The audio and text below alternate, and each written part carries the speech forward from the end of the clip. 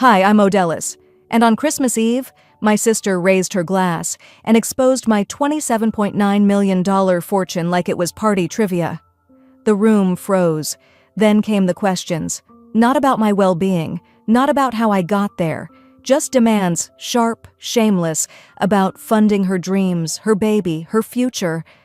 I sat there, cornered in my parents' house, and realized they'd never celebrated me. They'd only ever waited for their payday. And that night, I gave them a gift they never expected. Before we dive in, what's the coldest thing your family's ever done to you? Drop it in the comments. You won't believe how this ends.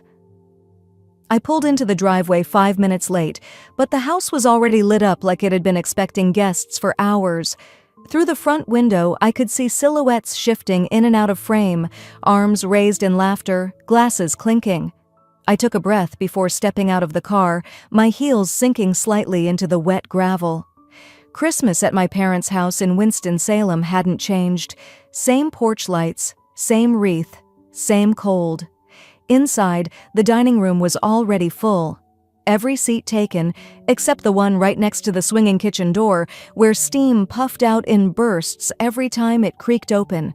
Even the cousins' kids had better placement. I stood at the threshold a beat too long before my father waved from the head of the table. "There she is," he said. "Grab a chair, Odellis." As if one had been saved for me. I sat down quietly, trying not to bump the tray of buttered rolls beside me. The chair leg wobbled, uneven. I steadied myself, smoothed the hem of my sweater dress, and tried to fade into the linen tablecloth like I'd learned to do at 16. I was the youngest daughter. Always the quiet one. Not by nature, really, but by need. When you grow up with a sister like Celine, who could win a room just by flipping her hair or crying at the right moment, you learn there's less space for silence. I'd moved to the Bay Area 15 years ago, started a biotech company, left it, built a second, sold it, developed a third. Still, when I came home for the holidays, I was just Odellis, the one who didn't FaceTime enough, who sent gift cards instead of showing up to baby showers. I sipped water from the stemmed glass in front of me. The condensation left a faint ring on the cloth. No one asked me about California, or about work, or whether I was seeing someone. Not even out of politeness, until Celine stood up. She clinked her spoon against her champagne flute with the kind of practiced elegance only she could pull off while wearing a $2,000 dress. "I just want to say," she began, placing a hand gently on Dad's shoulder, "how grateful I am that we're all here together. It's been a tough year for some of us, and I know not everyone could make it, but I think it's beautiful when family shows up." A few aunts nodded. My cousin Brielle snapped a picture on her phone. "But you know what's wild?" Celine's smile grew sharper as she glanced at me. "It's how someone who never says a word at these dinners, who always seems so private, could be sitting on nearly $28 million. Forks froze midair, glasses paused, half raised. "She sold her third medical patent last quarter," Celine added, tone syrupy. "I Googled it. Real estate filings, company exit, everything. I mean, Odellis, why so shy?" My pulse didn't spike, my shoulders didn't rise. I just looked at her, and then at my father, who blinked like he'd misheard. My mother's mouth opened before any sound came out. "Wait, is that true?" she asked finally. I didn't answer. "We could have used your help," my father said, his voice low but carrying. "Celine's nonprofit still hasn't taken off. She's trying to do good. Why didn't you tell us?" I looked down at my napkin. There was a faint stain from the cranberry sauce. My mother leaned forward. "You always wanted to feel included, right? Maybe this is your chance? You could help your sister, help all of us." Something inside me shifted. It wasn't rage, not yet. More like heat rising behind a closed door. They didn't ask how I'd built that money, or what it had cost, or if I was okay being across the country, alone most holidays. They just saw dollar signs and decided it meant I owed them something. "Family supports family," Celine added. "We all pitch in where we can." She meant I should pitch in where she couldn't. I reached for my glass of water again. The ice had nearly melted. As I lifted it, my bracelet caught the light. Platinum, understated, a gift I'd bought for myself the day after my second sale, a reminder I never needed anyone's permission to succeed. I took a sip. Still, I said nothing. Not yet. The silence from dinner didn't linger. It shattered, like it always did in this house, once plates were cleared and someone shouted, "Let's do gifts!" like they were saving us all from a fire. People shuffled toward the tree, laughing, bumping into one another, pretending nothing awkward had happened at the table. I stayed seated for a moment, watching them. My hands still smelled faintly of roasted garlic and rosemary.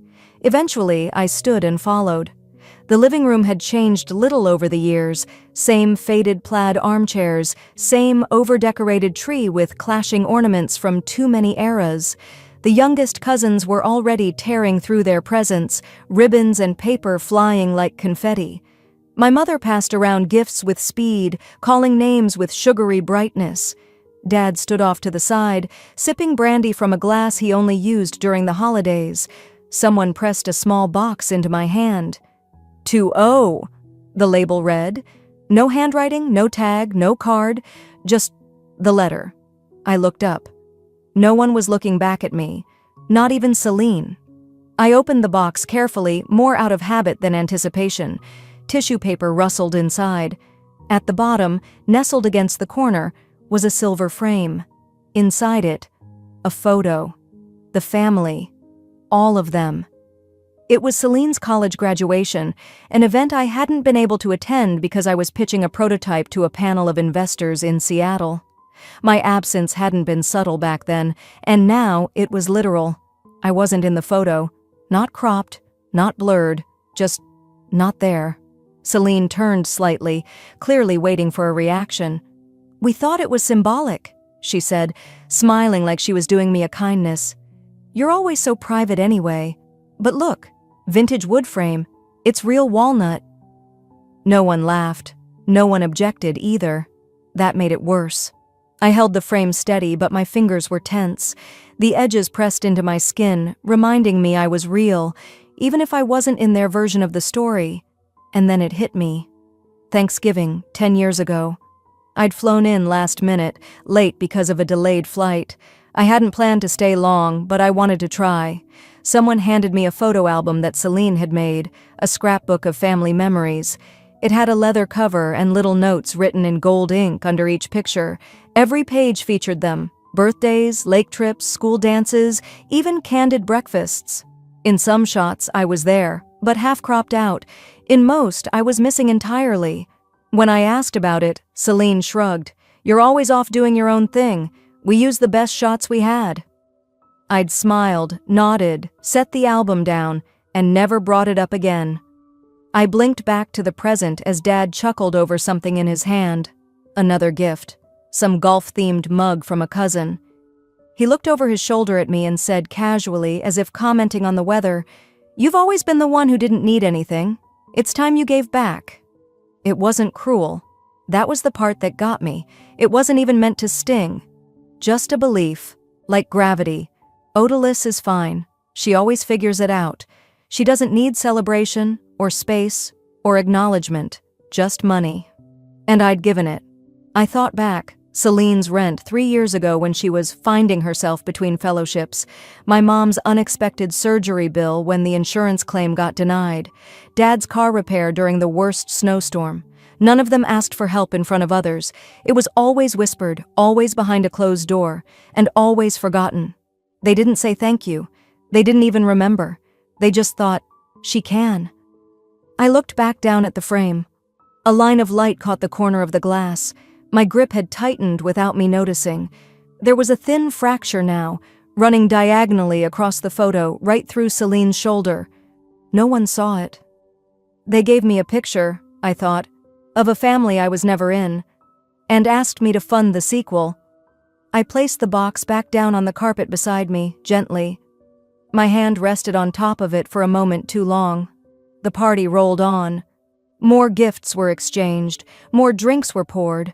The tree glowed warm, but I sat there, framed, silent, cracked. By the time everyone had retreated to their rooms and the house finally fell quiet, the clock in the hallway struck midnight. I climbed the stairs slowly, barefoot, carrying only the thin box with the cracked picture frame. Inside my old room, nothing had really changed. The wallpaper still held a faint scent of cedar, mixed with my mother's vintage perfume, rose and something powdery. A few old yearbooks still leaned against the shelf, and the corkboard on the wall held faded pushpins, but no pictures. I set the frame down on the desk, then sat in the chair I hadn't touched in years. I pulled open the bottom drawer. That drawer was my time capsule. Old report cards, dried-out pens, a cracked stress ball I used during finals week in college. But tucked in the back, beneath a folder labeled Scholarships, was a folded envelope. I knew exactly what it was before I touched it.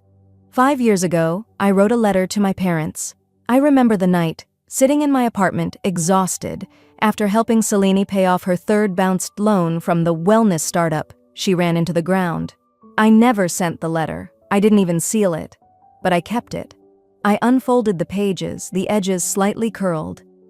I'm tired of being the scaffolding that holds up a house no one lets me live in. That was the first line. Back then, I'd worried it sounded bitter. Dramatic, as Mom would say, usually right before she dismissed something that actually mattered. But tonight it sounded almost too gentle. I leaned back, resting the letter against my knee.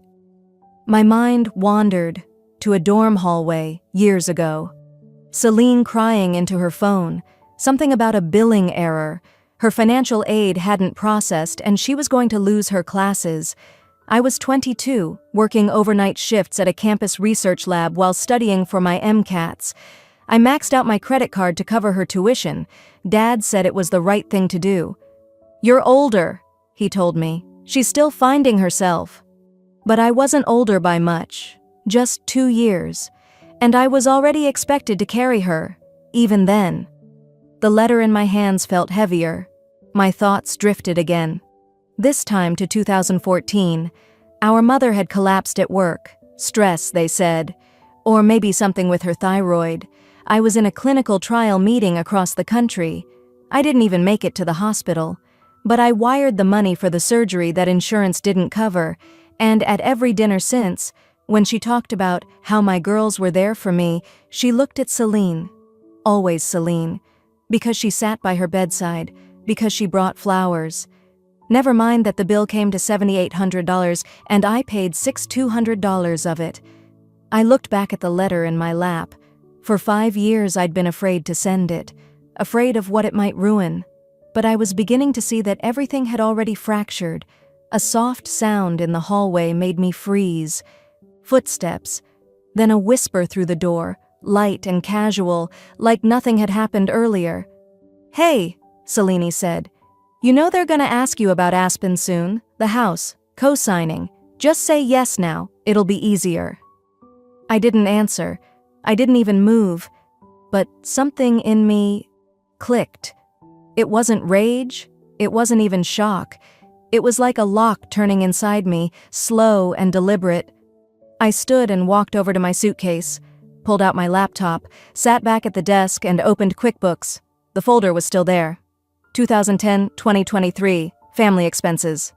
I clicked, line after line. $2,800, emergency loan, not repaid $3,100, Selene's retreat to Costa Rica, for mental clarity, $4,600, mom's therapy sessions, $9,200, car replacement for dad after the crash, $23,000, Selene's company debt absorption, $7,800, surgery copay, $2,500, bailout for Uncle Gerard's tax error, $2,200, funeral expenses for grandma, split among the siblings, only I paid. Scroll, scroll, scroll. At the very bottom, in bold, $0, acknowledgement. I stared at that number. You don't realize how cold it feels until your love is turned into accounting. There's something strange about remembering your generosity in spreadsheets.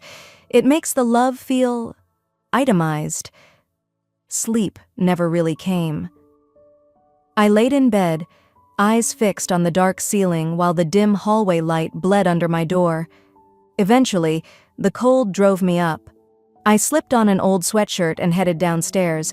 Outside the front windows, the snow was untouched, white, quiet, perfect. Inside, it was anything but. The kitchen smelled like cinnamon and burnt toast. My mother stood by the counter, pouring coffee into her favorite floral mug like it was any other day. Like the night before hadn't happened. Like my bank statements weren't echoing louder than her voice ever had. She didn't greet me, didn't even glance my way. I poured myself water from the fridge, the silence between us hanging thicker than the steam rising from her cup. Footsteps followed a few seconds later. Celine entered, full makeup already on, not a hair out of place. She set a yellow legal pad on the counter in front of me. The top read, 2024 Family Planning. Below that, handwritten in blue gel pen, Item 1, Aspen Mortgage Proposal, Odellis. I looked at her. She was buttering a bagel. "You wrote my name," I said quietly. She didn't look up. "They'll bring it up today. I just thought I'd prep you." I held the pad for a beat. My thumb pressed hard against the edge. "Prep me?" I repeated, slower this time. "You're the one who's good with money. Everyone says that," she added, finally looking over with a half smile. "Come on. This is your chance to make a real impact." The words settled in the pit of my stomach. From the table, my mother chimed in as she stirred cream into her coffee. "You've always been good with numbers, Odellis. Maybe this is your way of contributing, since you're not as present." Not present. Not present. I'd been paying for their presence while disappearing in plain sight. I almost laughed. Not the amused kind, the kind you let out when you're standing over your own grave. Then came the familiar rustle of a newspaper. My father's voice followed, half buried behind the front page. "Let's not make this another one of your episodes." That stopped me. Cold. I hadn't cried in front of them since 2012, when I showed up to Grandma's funeral in scrubs, having driven overnight from a double shift. They said I was being dramatic when I excused myself halfway through the reception. I folded the notepad and handed it back to Celine. "You want me to co-sign for Aspen?" I said, "but none of you have even acknowledged what I've already given." My mother sighed and reached for a croissant. "We all give in different ways, sweetie." My father lowered the paper just enough to add, "Not everything's about keeping score." Celine leaned on the counter with a glib smile. "Honestly, Odellis, you make everything so heavy. You've always been like that." Heavy. Invisible, but heavy. I stood there for a moment longer, then turned and walked back upstairs without another word. The pad of my socks made no sound on the carpeted stairs. I closed my door quietly behind me and sat back at the desk. The document was still open on my laptop. Line after line of itemized love. I clicked print. Once the printer stopped humming, I slid the papers into a clean envelope and wrote across the front, "If I'm not seen, at least I'll be read." I held it for a second, then walked back downstairs. The living room was still quiet. No one had come in yet. The fireplace was dark, the stockings limp and forgotten. I walked to the mantel. There was a framed photo there. Celine's wedding, taken 5 years ago. Everyone was smiling. I was technically in it, at the far end, barely visible. Cropped halfway out by a decorative plant. I placed the envelope beside the frame, straightened it, walked away. I didn't come here to start a war, but sometimes the ones you love corner you into becoming the fire. Celine knocked once, then cracked my door without waiting. "Dad wants to talk about some things," she said, like it was no big deal. Her voice floated in casually, too casual, considering how she was still wearing yesterday's makeup and that knowing smirk. I tucked the QuickBooks file back into my laptop and closed the lid. "Things," I echoed, standing slowly. "Of course." Downstairs, the living room had been rearranged like we were preparing for a negotiation. My father sat at the head of the coffee table, shoulders squared like he was chairing a board meeting. My mother perched at the armrest, her hand resting gently on Celine's back. Celine held her tea with both hands, eyes locked on me. No one offered a seat. I stood anyway. Dad cleared his throat. "Let's not dance around it. This house will be yours one day, Odellis." A pause. Too long. But right now, he added, Celine and her baby need support, and we're all in agreement that helping family is what matters. I glanced at Selena's stomach. She wasn't showing yet, not visibly, but the timing was convenient. Mom chimed in, her voice smooth as a marketing pitch.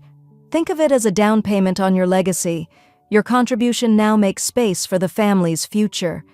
Legacy, I repeated under my breath, then louder. That's one way to put it. Dad leaned forward. We just want to ensure everyone's taken care of. You've got the resources, and Celine, she's at a turning point. Celine nodded along like a bobblehead. You mean I've got money, I said evenly, and Celine has need. Mom's smile faltered. Well, we're not saying it like that. We're just saying, you've already received so much, honey. Have I? I asked. She looked relieved I'd opened that door.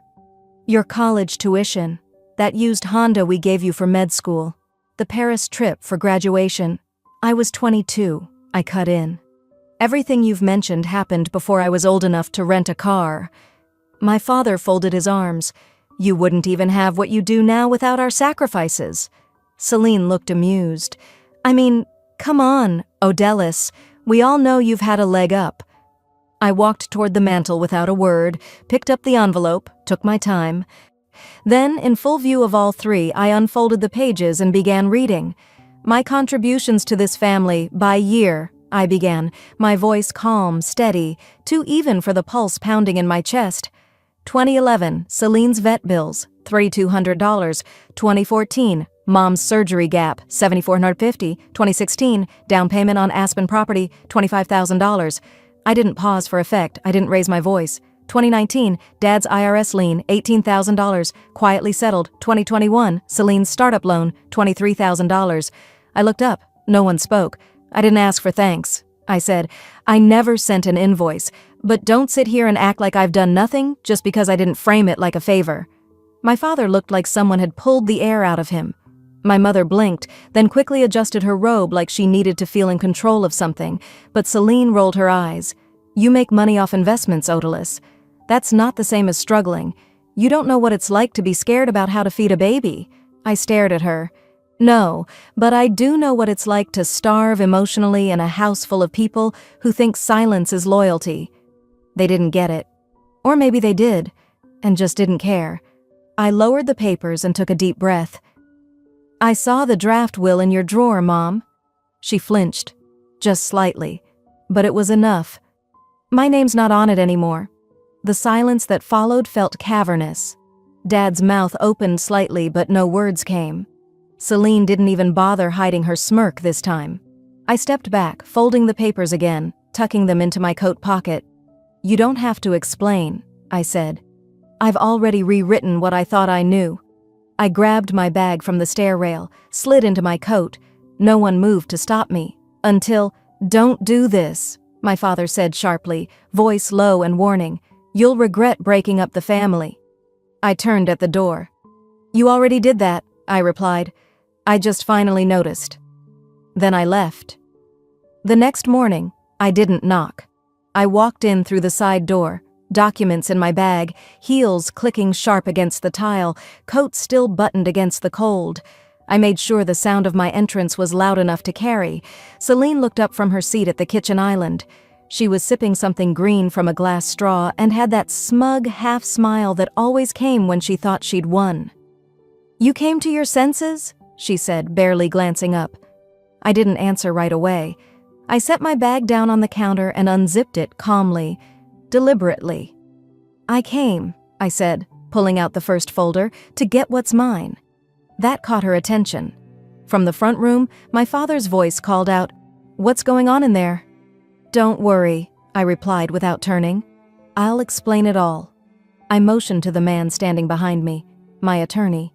He was quiet, early 50s, hair slicked back, glasses fogged from the cold. He didn't speak until I handed him the first file.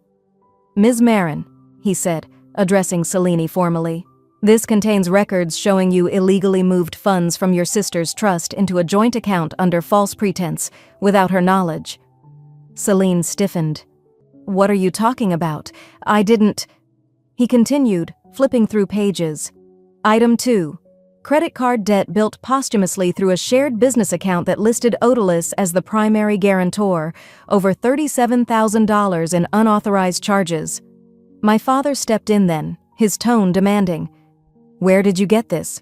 My lawyer answered calmly, wire transfers, digital authorization records. And this? He held up a signed document, was filed under your IP address, sir. Dad's face paled. And I've filed formal charges for identity theft, I said. You'll get the letters this week.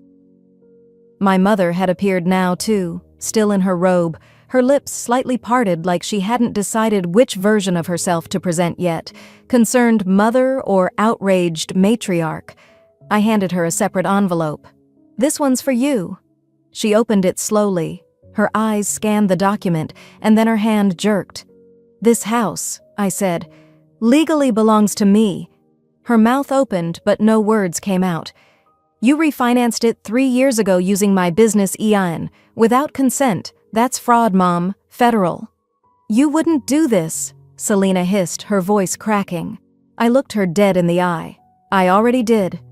Silence fell so heavily you could hear the fridge humming behind us. Celine's face shifted, defiance collapsing into desperation.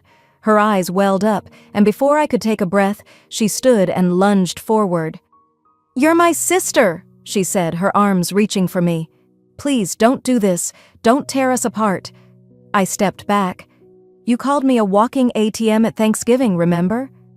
My voice was low, clear. You told people I'd just write checks. That was a joke. No, I interrupted. It was the first honest thing you've said in years.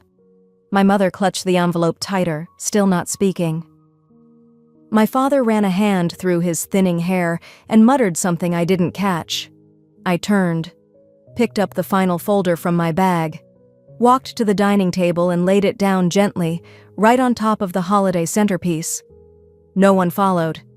Inside the folder, copies of every email, bank transfers, proof of the wire fraud, credit card screenshots, IRS liens, and on the top page, a handwritten note. This was my final deposit into your lives. Don't spend it all in one place. As I turned to leave, no one stopped me. I opened the door myself, stepped into the cold, and closed it behind me. Not softly, not gently. The sound echoed louder than anything I'd ever said in that house. I hadn't even taken my coat off when the first voicemail played. Hey, Odalys. This is Barry from Marrow Ventures. I just, got some messages. Did you really forge tax documents? There's talk about an audit. I need clarity. I stood there in the center of my living room, staring at my phone like it had just turned into a weapon. Another voicemail clicked in. Odalys, call me back immediately. This can't be true, but investors are nervous. Someone said you embezzled money? My chest tightened. I walked to the kitchen, set the phone down, and poured myself some water with hands that wouldn't stop shaking. A dozen more messages followed, variations on a theme: hesitation, accusation, doubt. Then came the email, forwarded by a colleague. The subject line read, FYI, anonymous source.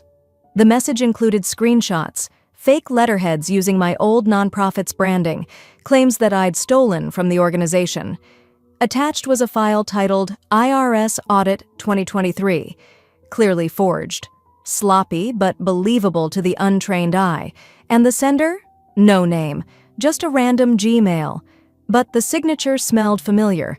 It was the kind of mess only Celine and my mother could have brewed together. Sweet, polite wording, little passive-aggressive phrases like, "It's tragic when someone so gifted spirals."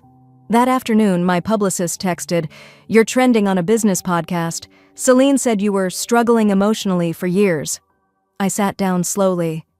"They're rewriting my life again," I whispered.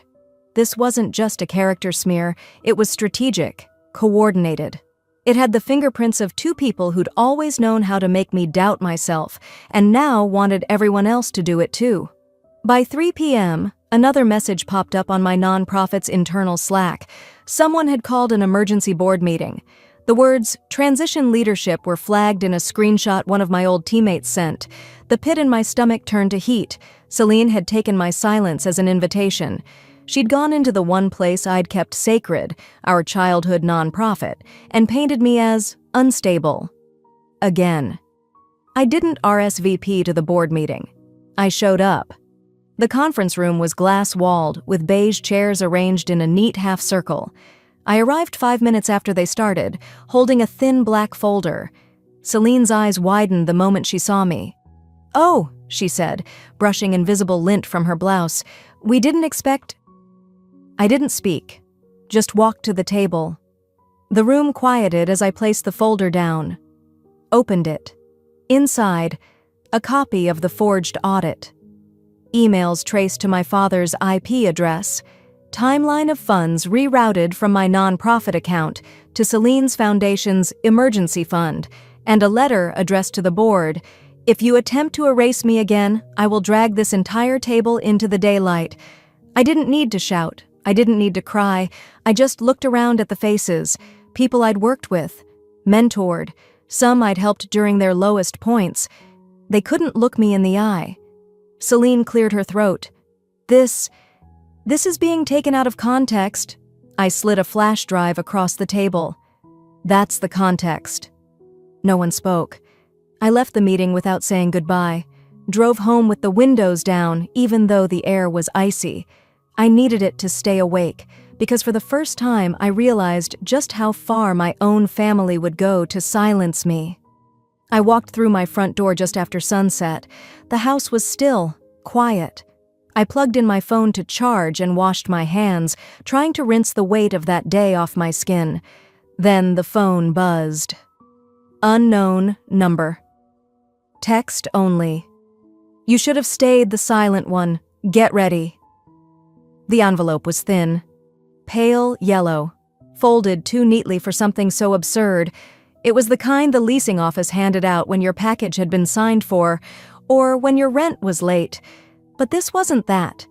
The concierge handed it over as if it were just another Tuesday memo. "This came in certified this morning," she said, not meeting my eyes. I took it, opened it. And the second I saw the heading, restraining order, I had to sit down.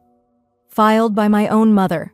It stated, in the most sterile legalese, that I was barred from attending the upcoming Marin family Christmas gala, that my presence was deemed emotionally disruptive, potentially erratic, and, my favorite, dangerously vindictive.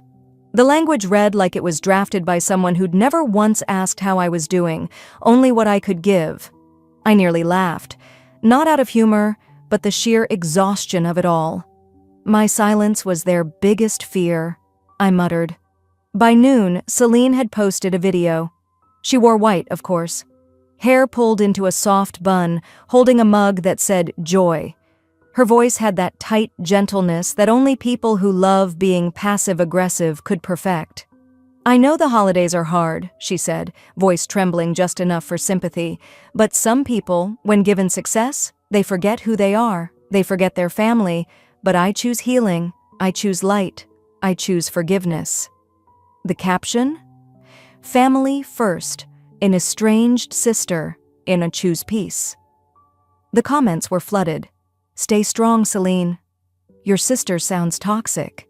This is why boundaries matter." I got a message from my old assistant. It was a voice note recorded inside the Marin Gala planning session. "She's not to be mentioned," someone said. "We don't want the press asking questions," another chimed in. "Keep her name off the donor wall." Even my legacy was on mute, so I did the only thing they didn't expect anymore. I showed up. That night, I arrived 15 minutes before the doors opened. I didn't slip in. I walked tall, dressed in a deep burgundy gown that fell just below my ankles. No jewelry, no statement earrings. I didn't need props. At the front table, I smiled at the hostess and handed her a sleek black USB. "For the slideshow," I said. "Legacy donors." She took it with a nod, slipped it into the laptop without a second glance. Inside, the ballroom sparkled. Gold runners, poinsettia centerpieces, waiters in black ties. I spotted old professors, a few investors, local press, all of them sipping champagne and waiting for the program to begin. I stood near the back, arms folded. When the screen lit up and the music started, the first slide was innocent enough. Photos from past galas. Then came the video. It began with a timestamp. Then, my father's face. I signed those forms. Odalis had nothing to do with the non-profit's transfer of assets. It was me. I pressured her to stay quiet. She didn't want any of this. He looked off camera, uneasy. Next, a notarized document flashed onto the screen, confirming me, as the original founder, sole legal owner, and primary donor of the organization.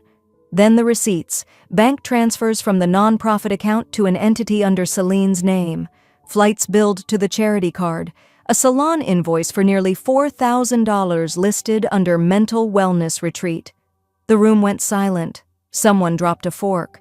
I heard it hit the marble. Celine gasped. "Turn it off!" she shrieked.